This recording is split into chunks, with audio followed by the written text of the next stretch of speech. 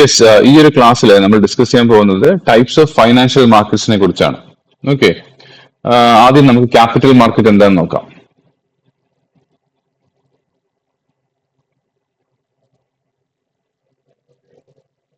Capital market എന്ന് പറഞ്ഞാൽ capital മാർക്കറ്റിലൂടെയാണ് ഗവൺമെന്റ്സ് അല്ലെങ്കിൽ കമ്പനീസ് അല്ലെങ്കിൽ investors buy and sell long term financial securities. Long term financial securities long term financial സെക്യൂരിറ്റീസിന്റെ ബൈയിങ്ങും സെല്ലിങ്ങും നടക്കുന്ന ഒരു മാർക്കറ്റിനാണ് നമ്മൾ ക്യാപിറ്റൽ മാർക്കറ്റ് എന്ന് പറയുന്നത്. എന്തൊക്കെയാവാം ലോങ് ടേം ഫൈനാൻഷ്യൽ സെക്യൂരിറ്റീസ് എന്ന് പറയുമ്പോൾ? ഷെയർസ് ആവാം, ബോൺസ് ആവാം, ഡിബെഞ്ചേഴ്സ് ആവാം, ഡെറിവേറ്റീവ്സ് ആവാം. ഓക്കെ, അപ്പോ ഇതിലൂടെ എന്ത് കിട്ടും? ബിസിനസിന് ലോങ് ടേം മണി റൈസ് ചെയ്യാൻ സഹായിക്കും ക്യാപിറ്റൽ മാർക്കറ്റ്. സിമ്പിൾ ആയിട്ട് പറയുകയാണെങ്കിൽ ഇപ്പോ ഉദാഹരണത്തിന് invest in companies government needing money. Okay, this transfer happens through the capital market. ഇപ്പൊ നിങ്ങളൊരു കമ്പനി അല്ലെങ്കിൽ ഗവൺമെന്റിൽ ഇൻവെസ്റ്റ് ചെയ്താൽ നമ്മൾ people with extra money they invest in companies government needing money. This transfer happens through the capital market. Okay, ഇതിന്റെ main functions of a capital market എന്ന് പറഞ്ഞാൽ ഏറ്റവും ഇമ്പോർട്ടന്റ് ആയിട്ടുള്ളത് it helps companies raise funds. Okay, ഇതാണ് ഏറ്റവും important ആയിട്ടുള്ള ഒരു function capital മാർക്കറ്റിന്റെ. It helps companies raise fund. അവർക്ക് ആവശ്യമായ ഫണ്ട് റേസ് ചെയ്യാൻ സഹായിക്കുന്നത് ക്യാപിറ്റൽ മാർക്കറ്റ് ആണ്. ഓക്കെ, ഇപ്പൊ ഉദാഹരണത്തിന് ഒരു കമ്പനി പുതിയ ഫാക്ടറി വേണം, അല്ലെങ്കിൽ എക്സ്പാൻഷൻ ചെയ്യണം, ന്യൂ പ്രൊജക്ട് ഉണ്ടാവണം. അപ്പൊ എന്ത് ചെയ്യാൻ പറ്റും? അവർക്ക് ഷെയർസ് അല്ലെങ്കിൽ ബോൺസ് ഒക്കെ ഇഷ്യൂ ചെയ്യാം and collect money from public. This is done through capital market. Okay, അതുകൊണ്ട് നമുക്ക് ഇൻവെസ്റ്റേഴ്സിന് എന്താ ഗുണം കിട്ടുക? രണ്ടാമത്തെ ഇമ്പോർട്ടന്റ് പോയിന്റ് എന്ന് പറയുന്നത് first one is helps companies raise funds. രണ്ടാമത്തെ മെയിൻ ഫംഗ്ഷൻ എന്ന് പറയുന്നത് ഇറ്റ് ഗിവ്സ് ഇൻവെസ്റ്റ്മെന്റ് ഓപ്പർച്യൂണിറ്റി.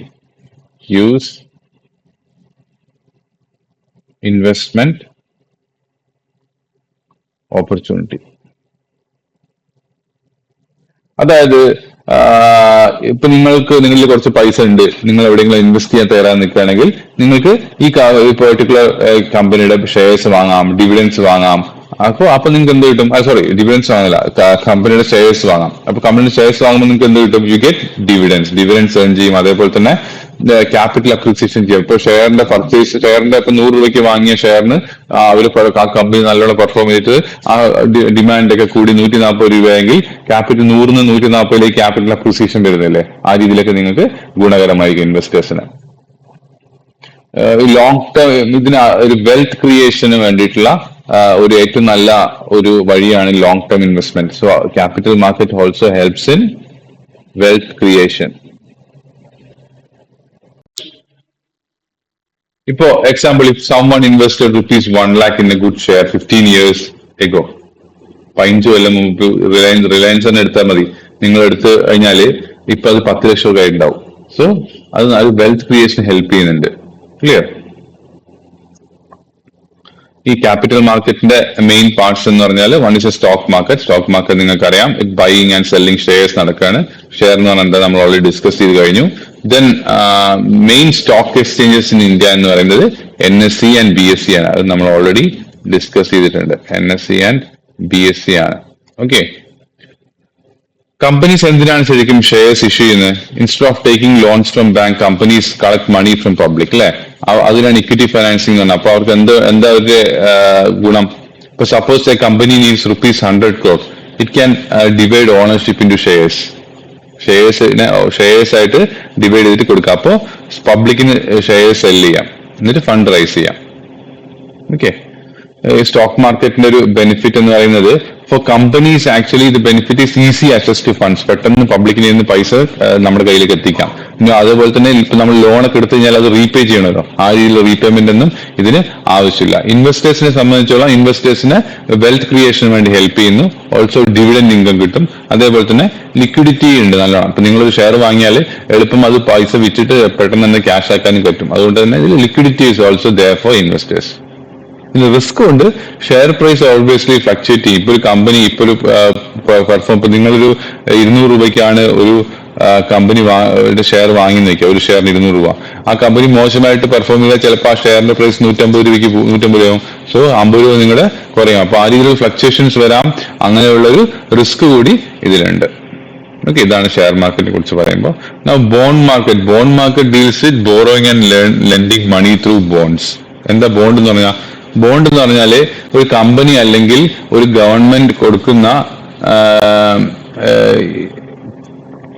അവർക്ക് പൈസ കൊടുക്കുകയാണ് ഇൻവെസ്റ്റേഴ്സ്. അതൊരു ലോൺ മാതിരിയാണ്. ഇൻവെസ്റ്റേഴ്സ് ഗവൺമെന്റ് അല്ലെങ്കിൽ കമ്പനികളിലേക്ക് എന്ത് ചെയ്യുന്നതാണ് പൈസ കൊടുക്കുന്നത്, ലോൺ പോലെ കൊടുക്കുന്നതിനാണ് നമ്മൾ ബോണ്ട് എന്ന് പറയുന്നത്. ഇപ്പൊ ഗവൺമെന്റിന് റോഡ്സ്, റെയിൽവേസ്, ഇൻഫ്രാസ്ട്രക്ചറിനൊക്കെ പൈസ ആവശ്യമുണ്ട് വയ്ക്കുക. അപ്പൊ എന്ത് ചെയ്യും? അവർ ബോണ്ട്സ് ഇഷ്യൂ ചെയ്യും. Investors buy these bonds.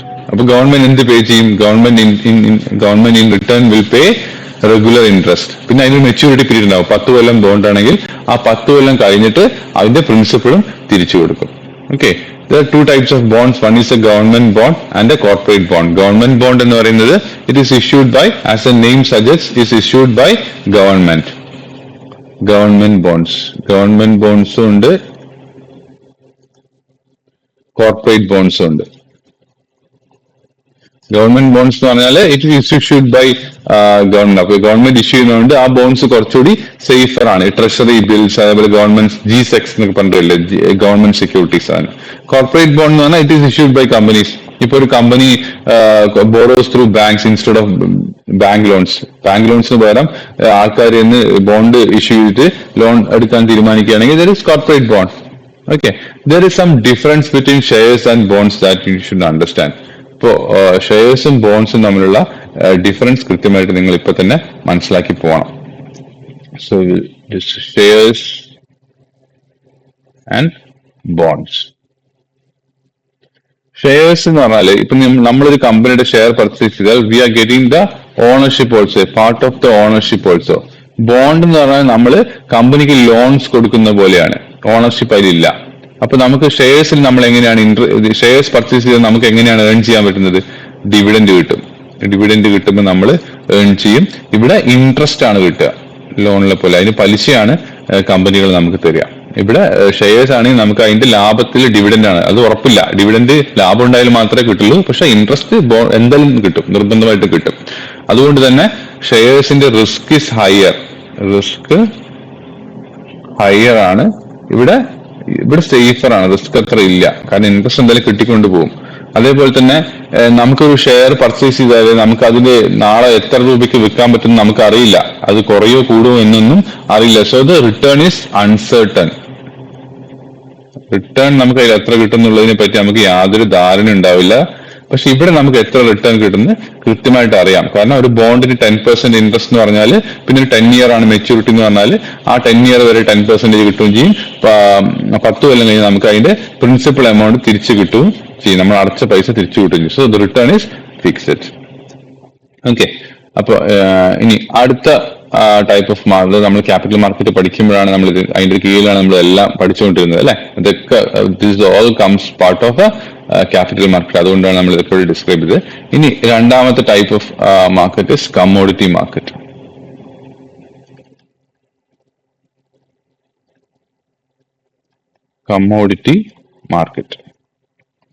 Commodity മാർക്കറ്റിൽ deals with the trading of physical goods, അതായത് gold, silver, crude oil, wheat, rice, cotton, അതിന്റെയൊക്കെ ട്രേഡിംഗ് നടക്കുന്നത് അതിന്റെ എക്സ്ചേഞ്ചിലാണ് നടക്കുന്നത്. ആക്ച്വൽ ഫിസിക്കൽ ഗുഡ്സ് ആണെങ്കിൽ ഫിസിക്കൽ ട്രേഡ് ഇത് വാങ്ങാൻ വിൽക്കുകയൊന്നുമില്ല.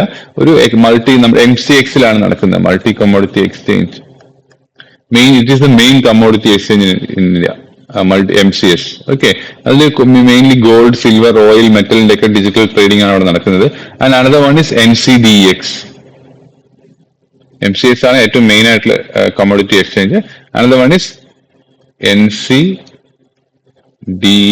This is national commodity and derivative exchange. ഇതിൽ കൂടുതലും അഗ്രികൾച്ചർ കമ്മോഡിറ്റീസ് ആണ് NCDEX ഡീൽ ചെയ്യുന്നത്. Agriculture commodities,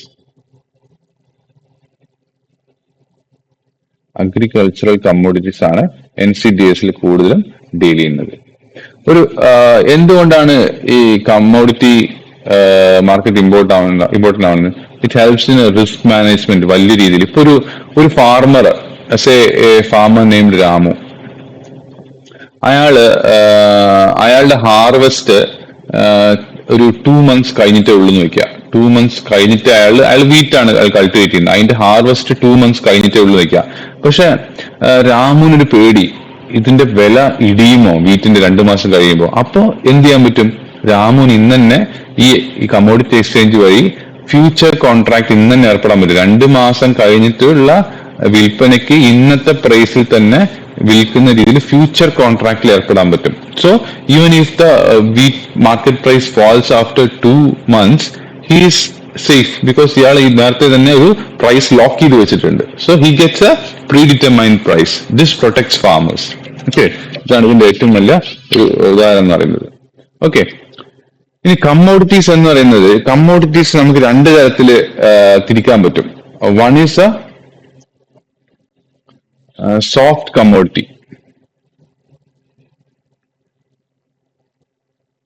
Soft commodity. പിന്നെ സോഫ്റ്റ് കമ്മോഡിറ്റി എന്ന് പറഞ്ഞാൽ അഗ്രികൾച്ചർ പ്രൊഡക്ട്സ് ആണ്. അഗ്രികൾച്ചർ പ്രൊഡക്ട്സിനെയാണ് നമ്മൾ സോഫ്റ്റ് കമ്മോഡിറ്റി എന്ന് പറയുന്നത്. അഗ്രികൾച്ചറൽ പ്രൊഡക്ട്സ് ഇനിയാണ് നമ്മൾ സോഫ്റ്റ് കമ്മോഡിറ്റി എന്ന് പറയുന്നത്. It can be wheat, rice, coffee, tea, cotton, rubber, spices, anything. Okay, so ഇപ്പൊ ഒരു coffee farmer fears price drop, he sells future contract, നമ്മൾ നേരത്തെ പറഞ്ഞ അതേപോലെ തന്നെ. So this reduces risk. In future അതിന്റെ കോഫിയുടെ വില കുറഞ്ഞാലും the price which has locked in now, അതിൽ തന്നെ ആൾക്ക് വിൽപ്പന കിട്ടുകയാണ് അല്ലെ. So this risk is eliminated. Okay. ഇനി another type of commodity is hard commodities. Soft commodities പറഞ്ഞു, agriculture products ആണെന്ന് പറഞ്ഞു. And one is hard commodities. Hard commodities എന്ന് പറയുമ്പോൾ these are natural resources mine ചെയ്തിട്ട് അല്ലെങ്കിൽ എക്സ്ട്രാക്ട് ചെയ്തിട്ട് എടുക്കുന്ന നാച്ചുറൽ റിസോഴ്സസിനെയാണ് നമ്മൾ ഹാർഡ് കമ്മോഡിറ്റീസ് എന്ന് പറയുന്നത്. മൈൻ ചെയ്തിട്ടും എക്സ്ട്രാക്ട് ചെയ്തിട്ടും എടുക്കില്ലേ, gold, silver, copper, crude oil, natural gas, ഇതെല്ലാം നമ്മൾ ഒന്നിലും മൈൻ ചെയ്തിട്ട് അല്ലെങ്കിൽ എക്സ്ട്രാക്ട് ചെയ്ത് എടുക്കുന്നത്, അതിനെ നമ്മൾ ഹാർഡ് കമ്മോഡിറ്റീസ് ആണ്. ഇപ്പൊ അതേപോലെ തന്നെ സെയിം നമ്മുടെ ഈ ഫാമറിനെ പോലെ തന്നെ ഇപ്പൊ ഒരു ജ്വല്ലറി ഓണറിന് അയാള് ഗോൾഡ് പ്രൈസ് കൂടുമെന്ന് അയാൾക്കൊരു ഫിയർ ഉണ്ടെങ്കിൽ then he buys gold futures today, ഇന്ന് തന്നെ വിൽക്കും. So this protects business cost. ആള് ഗോൾഡ് ഫ്യൂച്ചർ ഇപ്പം തന്നെ വാങ്ങി വെക്കും എക്സ്ചേഞ്ചിൽ പോയിട്ട്. Okay, so this is what it's all about the commodity market. ഒരു ബേസിക് ഐഡിയ കിട്ടിയാൽ മതി, അത്രേ ഇപ്പൊ നമ്മൾ ഉദ്ദേശിക്കുന്നുള്ളൂ. ജസ്റ്റ് നിങ്ങൾക്ക് കുറച്ച് എന്തൊക്കെയാണെന്നുള്ള ഒരു ബേസിക് ഐഡിയ അത്രേ നമ്മൾ CSCT ലെവലിൽ ഉദ്ദേശിക്കുന്നുള്ളൂ. Okay, now comes money market.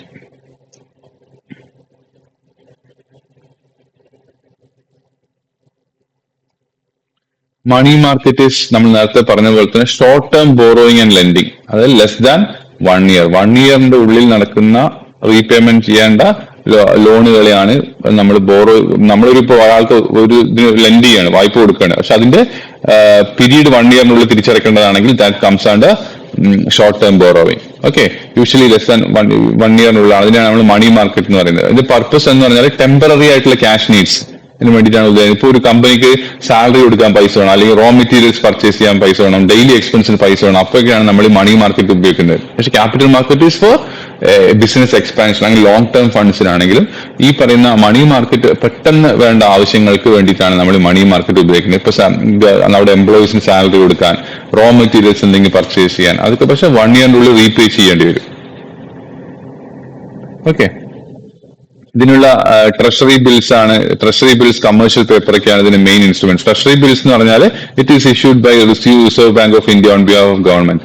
Short term government borrowing ആണ് നമ്മൾ ട്രഷറി ബിൽ എന്ന് പറയുന്നത്. ഇനി കമേഴ്ഷ്യൽ പേപ്പർ എന്ന് പറഞ്ഞാൽ കമ്പനീസ് ഇറക്കുന്നതിനാണ്, അതാണ് വ്യത്യാസം. ഓക്കെ, ഇപ്പൊ ഒരു ഗവൺമെന്റ് ഒരു ഷോർട്ട് ടേം പൈസ വേണമെങ്കിൽ അവർ ഇറക്കുന്നതാണ് ട്രഷറി ബിൽസ്. ഓക്കെ, ആരാണ് ഇറക്കുക? ഗവൺമെന്റിന് വേണ്ടിയിട്ട് ഗവൺമെന്റിന് പൈസ കിട്ടാൻ വേണ്ടിയിട്ട് RBI ആണ് ഇറക്കുക ട്രഷറി ബിൽസ്. ഇനി കമ്പനികളെ ഇറക്കുന്നതിനാണ്, കമ്പനികൾക്ക് ഒരു ഷോർട്ട് ടേം പൈസക്ക് ആവശ്യമുണ്ടെങ്കിൽ അവരിറക്കുന്നതാണ് CP, കമേഴ്ഷ്യൽ പേപ്പർ. ഇത്രയും മാത്രം ഇതിന് ഈ രണ്ടിനെ കുറിച്ച് നമുക്ക് ഇപ്പൊ മനസ്സിലാക്കിയാൽ മതി. ഇത്രേ ഉള്ളൂ. ഒരു ഗവൺമെന്റിന് ഷോർട്ട് ടേം ഫണ്ട് വേണമെങ്കിൽ അവർ ഇറക്കുന്ന ഇൻസ്ട്രുമെന്റ് പേരാണ് ട്രഷറി ബിൽ. അത് ഗവൺമെന്റിന് ഫണ്ട് സ്വരൂപിക്കാൻ വേണ്ടി അത് ഇഷ്യൂ ചെയ്യുന്നത് റിസർവ് ബാങ്ക് ഓഫ് ഇന്ത്യ ആണ്. ഇനി അതൊരു പെർട്ടിക്കുലർ കമ്പനിക്കാണ് ഷോർട്ട് ടേം മണി ആവശ്യമുണ്ടെങ്കിൽ അവരിറക്കുന്നതാണ് കമേഴ്ഷ്യൽ പേപ്പർ. ഓക്കെ, ബോറോ ചെയ്യാൻ വേണ്ടിയിട്ട്. ഇപ്പൊ ഒരു കമ്പനിക്ക് ഒരു 3 മാസത്തേക്ക് കുറച്ച് ഫണ്ട് വേണം. അവരപ്പൊ എന്ത് ചെയ്യും? അവർ ബാങ്ക് ലോണിന് പകരം അവരെന്ത് ചെയ്യും? അവർ കമേഴ്ഷ്യൽ പേപ്പർ ഇറക്കും and public will purchase it. ഇത്രേ ഉള്ളൂ. Investors will buy it. ഇത്രയേ ഉള്ളൂ. ഇതിൽ ഡെറിവേറ്റീവ് മാർക്കറ്റ് നമ്മൾ ഓൾറെഡി വി ഡിസ്കസ്ഡ് അല്ലെ. വേറെ ഫോർവേഡ് കോൺട്രാക്ട് എന്ന് പറഞ്ഞാൽ it is similar to future contract itself. Only thing is it is private agreement ആണ്. OTC market. OTC മാർക്കറ്റ് നമ്മൾ എന്താ നേരത്തെ പറഞ്ഞു. ഇതിൽ പ്രത്യേകിച്ച് സ്റ്റോക്ക് എക്സ്ചേഞ്ചിലൊന്നും അല്ല ചെയ്യുന്നത്. It is done as A private agreement. അത്ര ഇതിൽ വ്യത്യാസമുള്ളൂ. അതുകൊണ്ട് തന്നെ കൂടുതൽ റിസ്ക് ഉണ്ട്. മറ്റേതൊക്കെ ഫ്യൂച്ചേഴ്സൊക്കെ നമ്മൾ എക്സ്ചേഞ്ചസിലൂടെയാണ് ട്രേഡ് ചെയ്യുന്നതുകൊണ്ട് റിസ്ക് കുറവാണ്. പക്ഷേ ഫോർവേഡ് കോൺട്രാക്ട് എന്ന് പറഞ്ഞാൽ OTC ഓവർ ദ കൗണ്ടർ ആണ്. രണ്ട് പാർട്ടീസ് തമ്മിൽ ഡയറക്റ്റ് ആയിട്ട് എഗ്രിമെന്റിൽ എത്തി ചെയ്യുന്നതാണ്. More risk. ഓക്കെ. പിന്നെ ഇതിൽ ഏറ്റവും important foreign exchange market, forex. Forex എന്താണ് നമുക്ക് നോക്കാം.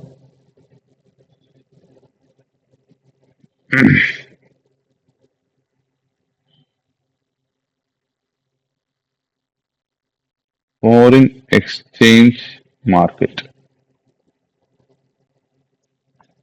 ഫോറെക്സ്. ഓക്കെ. ഇവിടെ ദിസ് ഹാപ്പൻസ്. നമ്മളിപ്പോ ഒരു വിദേശത്ത് നമ്മൾ say if you are going to Dubai, അപ്പൊ അവിടെ എന്താ, അവിടുത്തെ കറൻസി എന്താ? UAE ദിർഹം. അപ്പൊ നിങ്ങൾ ഇവിടെ ഇന്ത്യൻ റുപ്പീനെ UAE ദിർഹമിലേക്ക് കൺവേർട്ട് ചെയ്തിട്ട് അങ്ങോട്ട് കൊണ്ടുപോകും. ആ നടക്കുന്ന അതിനാണ് that happens in A forex market. ഇത്രേ ഉള്ളൂ. That is buying and selling currencies. നിങ്ങൾ നിങ്ങളുടെ കയ്യിലുള്ള കറൻസി കൊടുത്തിട്ട് വേറെ വാങ്ങുക, അല്ലെങ്കിൽ അതിനാണ് നമ്മൾ ഫോറെക്സ് മാർക്കറ്റ് എന്ന് പറയുന്നത്. It is used for international trade, travel, ഇറക്കുമതി, കയറ്റുമതി, ഫോറിൻ ഇൻവെസ്റ്റ്മെന്റ്, അതിനൊക്കെ ഇതാണ് ഉപയോഗിക്കുന്നത്. ക്രിപ്റ്റോ കറൻസി മാർക്കറ്റ് ഇതിന് ഡിജിറ്റൽ കറൻസിയാണ്. അത് അത്ര ഇമ്പോർട്ടൻസ് ഒന്നുമില്ല. ബിറ്റ് കോയിൻ എന്നൊക്കെ കേട്ടിട്ടില്ലേ? അത്രേ ഉള്ളൂ. അത് ഇറ്റ് ഈസ് ഭയങ്കര ഹൈ റിസ്കിയാണ്, വളരെ വോളട്ടൈൽ ആണ്. ഇതൊക്കെയാണ് മെയിൻ മാർക്കറ്റ്സ്. ഡിഫറെന്റ് മാർക്കറ്റ്സ് കുറിച്ച് മെയിൻ ആയിട്ടുള്ള നമുക്ക് സ്പോട്ട് മാർക്കറ്റ് എന്ന് പറഞ്ഞാൽ this is immediate buying and selling. Delivery അപ്പൊ തന്നെ ഹാപ്പൻ ചെയ്യേണ്ടത്. ഫ്യൂച്ചർ മാർക്കറ്റിൽ നമ്മൾ ഫ്യൂച്ചറിലാണ് ഡെലിവറി നടക്കുന്നതെങ്കിൽ spot market means immediate buying and selling. അതിനാണ് നമ്മൾ സ്പോട്ട് മാർക്കറ്റ് എന്ന് പറയുന്നത്. സ്പോട്ട് മാർക്കറ്റ് ഇത്രേ ഉള്ളൂ. അതിൽ വേറെ വലിയ ഇമ്പോർട്ടൻ്റ് ആയിരുന്നില്ല. ഇപ്പൊ നിങ്ങൾ ഇന്ന് ഗോൾഡ് വാങ്ങാണ്, അപ്പൊ പൈസ ഇന്ന് കൊടുക്കുന്നുണ്ട്, ഗോൾഡ് ഡെലിവറി ഇന്ന് കിട്ടുന്നുണ്ട്. That is A example of A spot market. ഇത്രേ ഉള്ളൂ.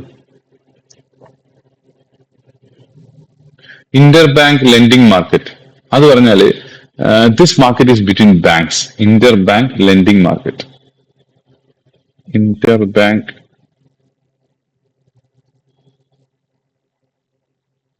Lending market. ഓക്കെ. സി, ഇപ്പൊ ഒരു രണ്ട് bank A and B, bank A, bank B. ഇപ്പൊ ബാങ്ക് എന് കുറച്ച് എക്സസ് മണി ഉണ്ട് ആൻഡ് ബാങ്ക് ബിക്ക് കുറച്ച് ടെമ്പററി ക്യാഷ് ആവശ്യമുണ്ട്. What can do? Bank B boroughs from bank A. Okay. ഇതിനാണ് നമ്മൾ ഇന്റർ ബാങ്ക് ലെൻഡിങ് എന്ന് പറയുന്നത്. So this is important because it maintains liquidity. RBI and requirements ഒക്കെ മീറ്റ് ചെയ്യാൻ ഹെൽപ്പ് ചെയ്യും. Manage daily operations. Interbank lending എന്ന് പറഞ്ഞാൽ ഒരു രണ്ട് ബാങ്ക്സ്, ഒരു ബാങ്കിന്റെ സർട്ടൺ ക്യാഷ് എക്സസ് ഉണ്ടാവും, അത് ബാങ്കിന്റെ അവർക്ക് ടെമ്പററി ക്യാഷ് ആവശ്യം ഉണ്ടാവും. സോ വാട്ട് ഹാപ്പൻസ്, അത് ആവശ്യമുള്ള ബാങ്ക് ഇത് അതർ ബാങ്കിന്റെ for an over night borrow ചെയ്യും. ഇത്രേ ഉള്ളൂ. So these are all different types of market. Thank you.